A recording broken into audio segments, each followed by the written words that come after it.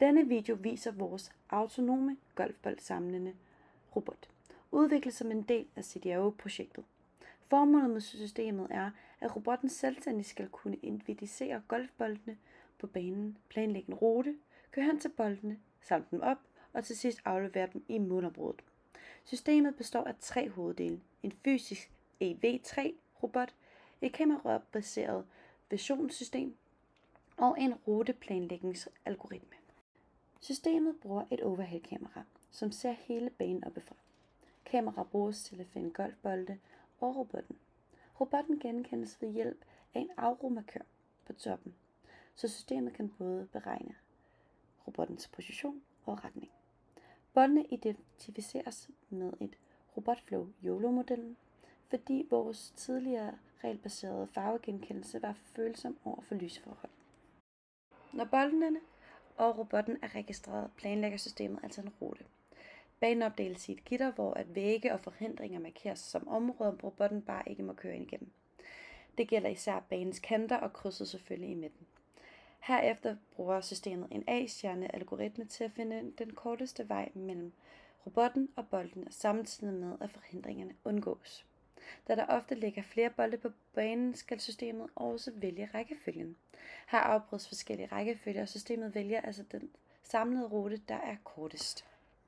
Robotten kører ikke bare hele ruten blindt fra start til slut. Systemet arbejder i stedet med en closed loop strategi. Det betyder, at robotten tager et mindre skridt ad gangen. Efter hvert skridt aflæser kameraet robottens nye position og retning, og systemet beregner derefter den næste kommando. Denne metode blev valgt, fordi robotten i praktisk ikke altid bevæger sig helt præcis som forventet. Små fejl i drej, friktion, batteriniveau og underlag kan hurtigt ophobe sig, hvis ruten ikke forudberegnes.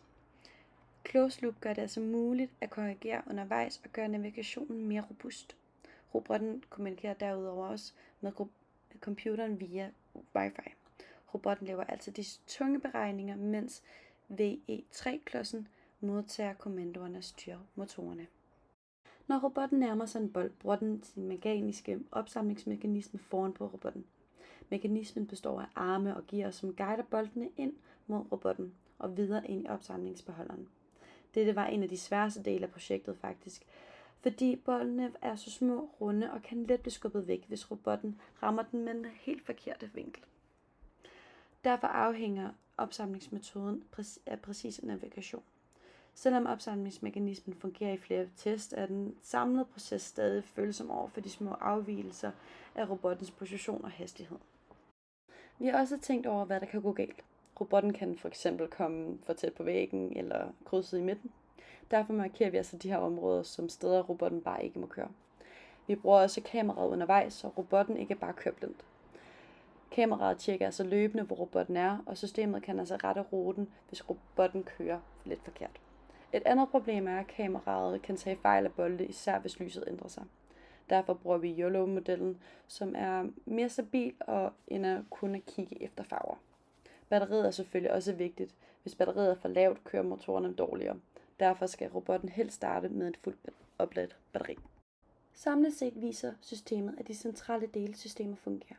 Kameraet kan identificere robotten og boldene, systemet kan generere en rute, og robotten kan bevæge sig autonomt på banen og opsamle bolde i praksis. Den største udfordring har været at få alle delsystemerne til at arbejde stabilt sammen over længere tid. Særligt præcis rutefølning, kalibrering, afleveringsmekanisme har krævet mere optimering. Projektet ender derfor med en fungerende prototype, hvor hovedideen er implementeret, men hvor den samlede robusthed stadig kan forbedres. Med mere tid vil vi fokus især være på bedre kalibrering, mere stabil ruteføring, forbedret drop-off og flere gentagende systemtest. Tak fordi I så med. Vi håber, at videoen har givet et tydeligt indblik i vores robot, vores systemer og selvfølgelig de vigtigste funktioner. Vi håber, at I får en rigtig god dag.